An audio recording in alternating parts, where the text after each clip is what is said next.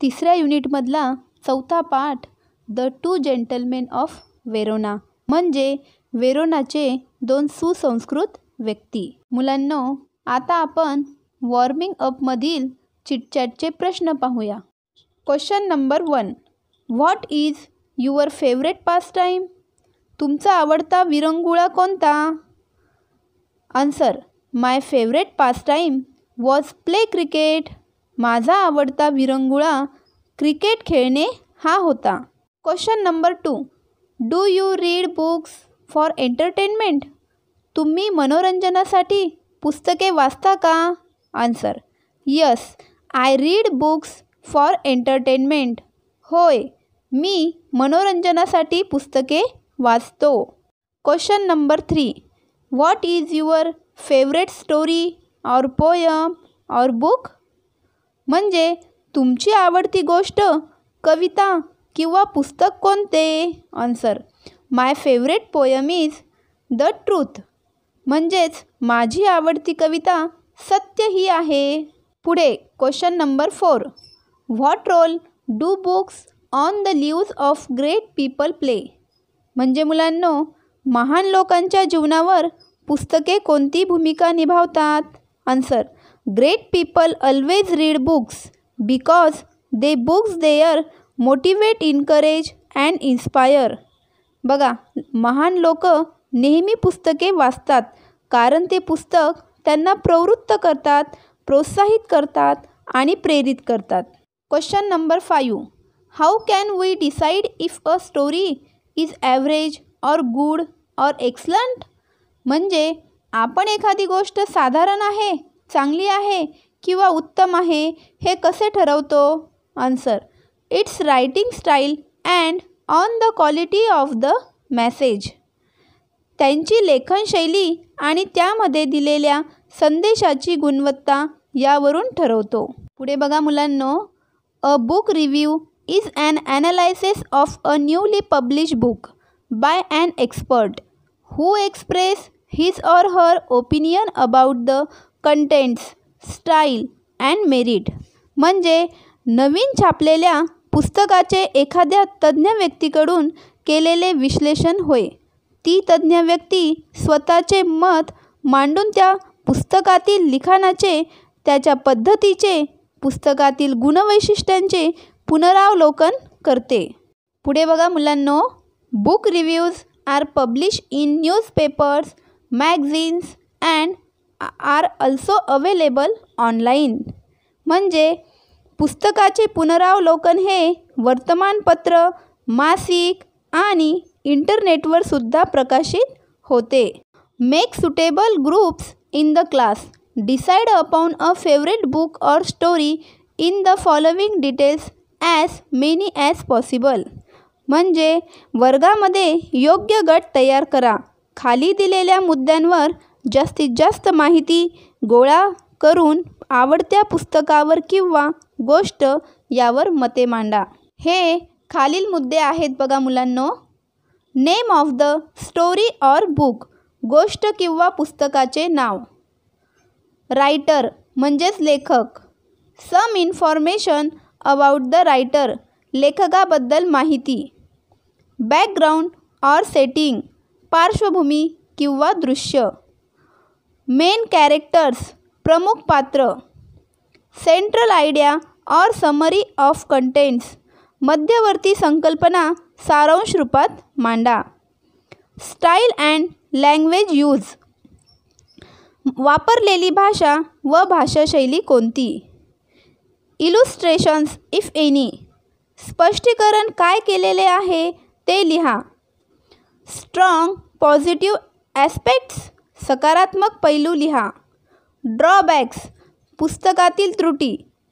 आणि शेवटचा आहे कन्क्ल्युजन म्हणजे निष्कर्ष. मुलांनो, आता आपण लेसनला सुरुवात करूया. The two gentlemen of Verona. वेरोनाचे दोन सुसंस्कृत व्यक्ती. A.J. Cronin has very well curved the idea of selfless help and explained the importance of dedication towards relationships in the story, The Two Gentlemen of Verona. विद्यार्थी मित्रांनो, वेरोनाचे दोन सुसंस्कृत व्यक्ती या कथेमध्ये कथाकार ए.जे. क्रोनिन यांनी निस्वार्थपणे मदत करणे आणि नात्याप्रती असलेले समर्पण भाव यांचे महत्त्व स्पष्ट केलेली खूप छानशी संकल्पना मांडली आहे. The story revolves around the two boys name Nicola and Jacopo who do numerous things to earn money only to pay for their sister treatment who suffer from tuberculosis of the spine. बघा मुलांनो, ही कथा Nicola आणि जाकोपो या दोन मुलांभोवती फिरते. हे दोघे भाऊ बहिणीच्या उपचारासाठी असंख्य कामे करून पैसे जमा करीत असतात. त्यांची बहीण मणक्याच्या क्षयरोगाने आजारी असते. The story begins with the narrator driving down the foothills of the Alps. लेखक गाडी चालवत आल्प्स पर्वताच्या पायथ्याशी गेले होते. या कथेची येथून सुरुवात होते. Here is when he first encounters the two brothers selling wild strawberries. ती दोन भाऊ जंगलातील स्ट्रॉबेरी आणून विकत होती. त्यावेळी कथाकार व त्या दोन भावांची समोरासमोर भेट झाली.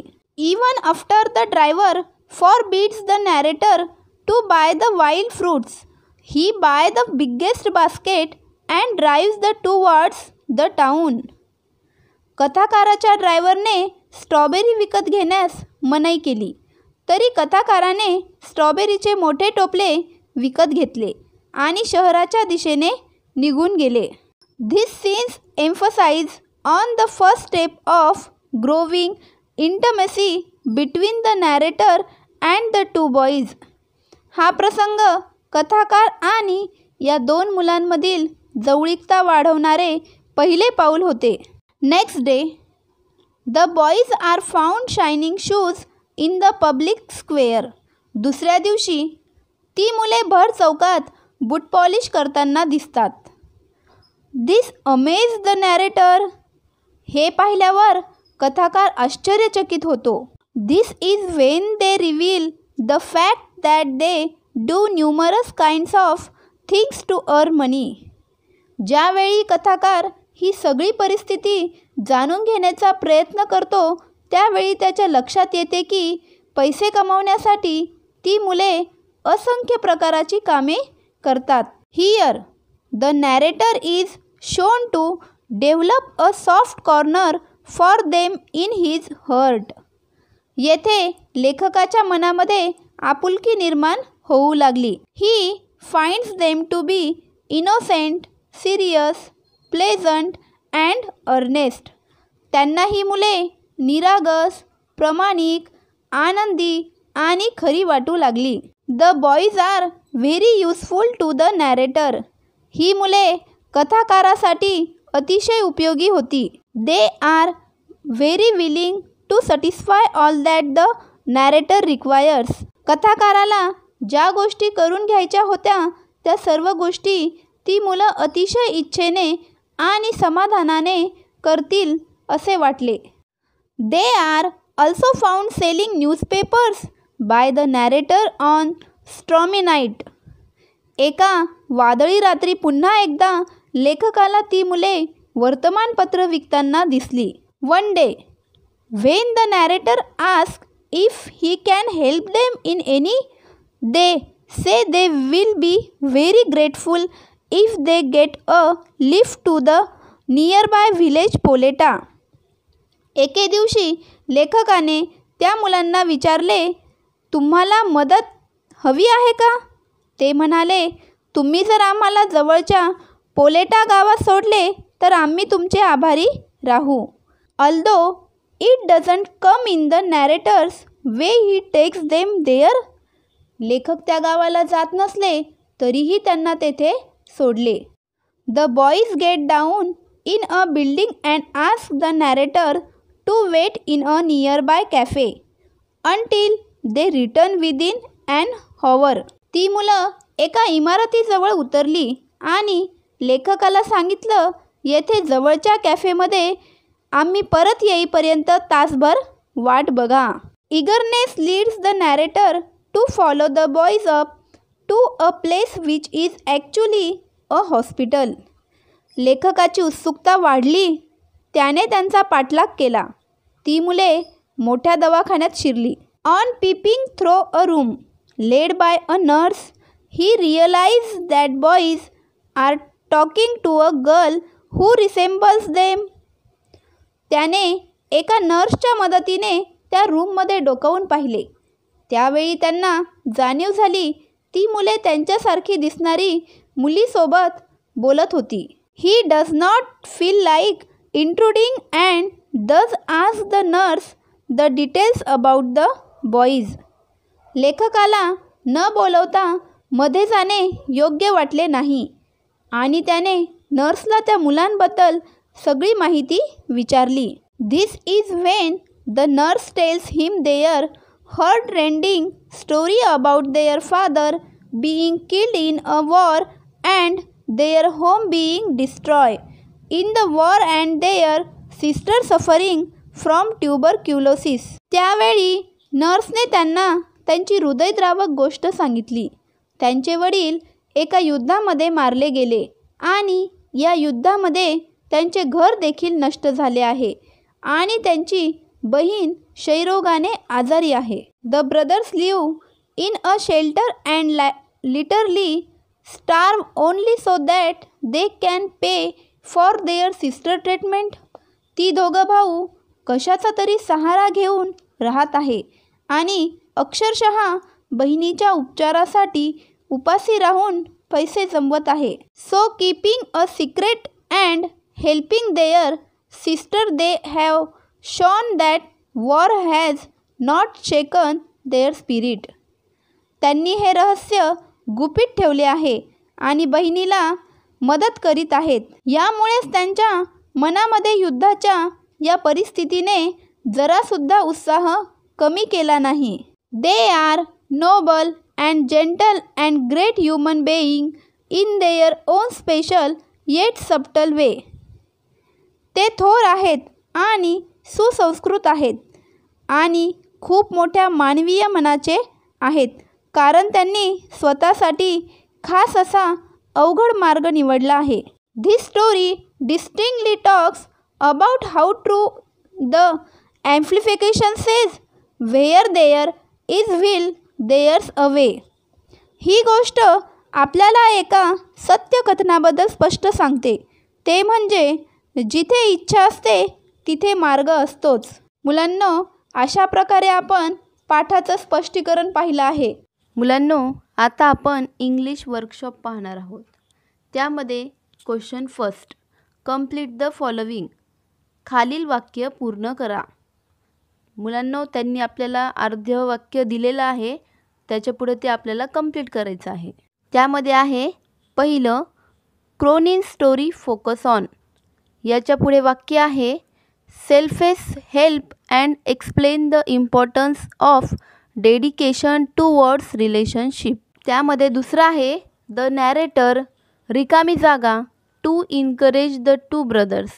बघा, the narrator bought the biggest basket of the wild fruits to encourage the two brothers.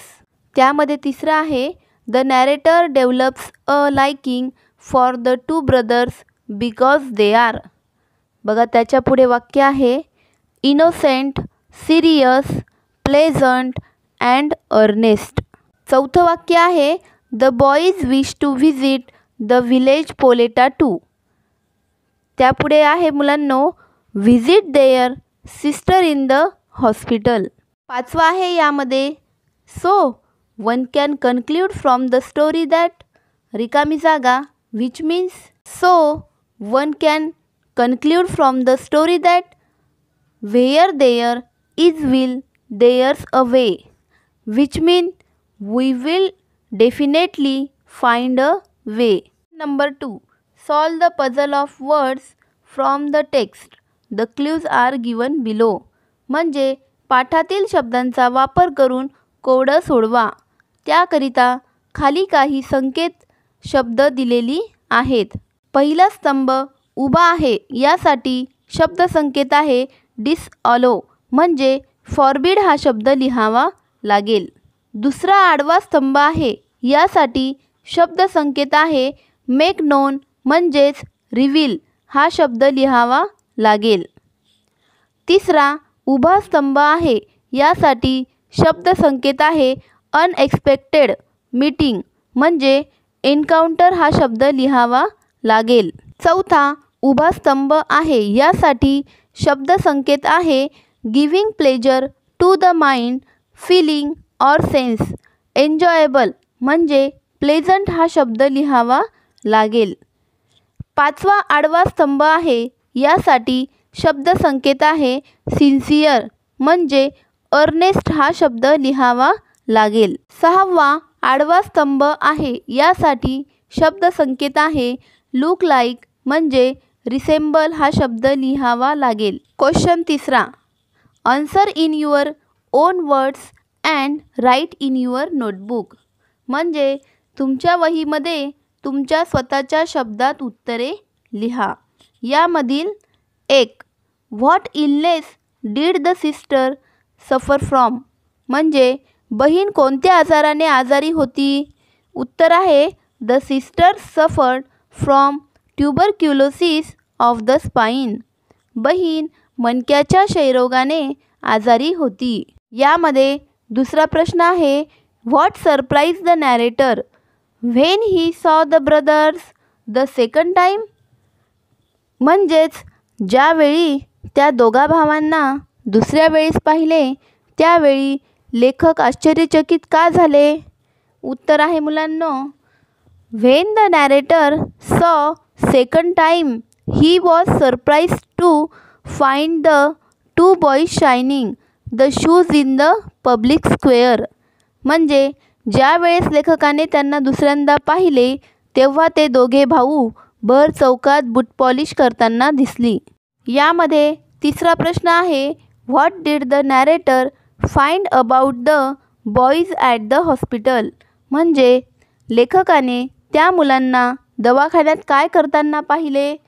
Answer आहे मुलांनो, the narrator did about the boys at the hospital that they were talking to a girl who resemble them म्हणजेच लेखकाने त्या मुलांना दवाखान्यात पाहिले त्यावेळी ती मुले त्यांच्यासारखी दिसणारी मुलीसोबत बोलत होती.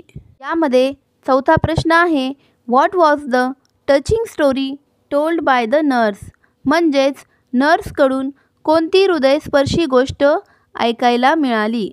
उत्तर आहे मुलांनो, their father being killed in a war and their home being destroy in a war and their sister suffering from tuberculosis. The brothers live in a shelter and literally starve only so that they can pay for their treatment म्हणजेच त्याचे वडील एका युद्धामध्ये मरण पावले आणि त्या युद्धांमध्ये त्यांचे घर नष्ट झाले आणि त्यांची बहीण क्षयरोगाने आजारी आहे. तसेच ते दोघे भाऊ कशाचा तरी सहारा घेऊन राहत होती आणि अक्षरशः बहिणीच्या उपचारासाठी उपाशी राहून पैसे जमा करीत होती. यामधील पाचवा, if the narrator offered the boys a large amount of cash would they have accepted it? Say why or why not म्हणजेच जर लेखकाने त्या मुलांना मोठी रक्कम दिली असती तर त्या मुलांनी स्वीकारली असती का? स्वीकारली असती तर का? स्वीकारली नसती तर का नाही?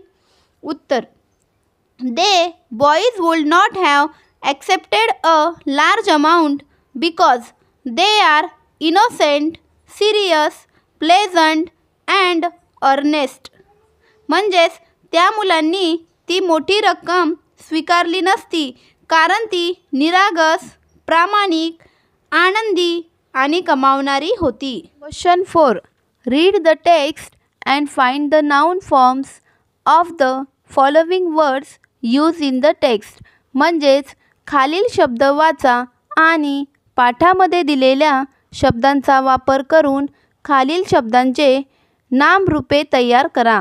यामध्ये पहिली क्रियापद आहे इम्पॉर्टंट, त्याचं नामरूप आहे इम्पॉर्टन्स. दुसरी क्रियापद आहे डेडिकेड, त्याचं नामरूप आहे डेडिकेशन. तिसरी क्रियापद आहे ट्रीट, त्याचं नामरूप आहे ट्रीटमेंट. चौथी क्रियापद आहे नॅरेट, त्याचं नामरूप आहे मुलांनो नॅरेटर. क्रियापद आहे इगर, त्याचं नामरूप आहे इगरनेस. सहावी क्रियापद आहे ॲपियर, त्याचं नामरूप आहे ॲपिरन्स. सातवी क्रियापद आहे ॲम्प्लिफाय, त्याचं नामरूप आहे ॲम्प्लिफिकेशन. आठवी क्रियापद आहे रिअलाइज, त्याचं नामरूप आहे रिअलायझेशन.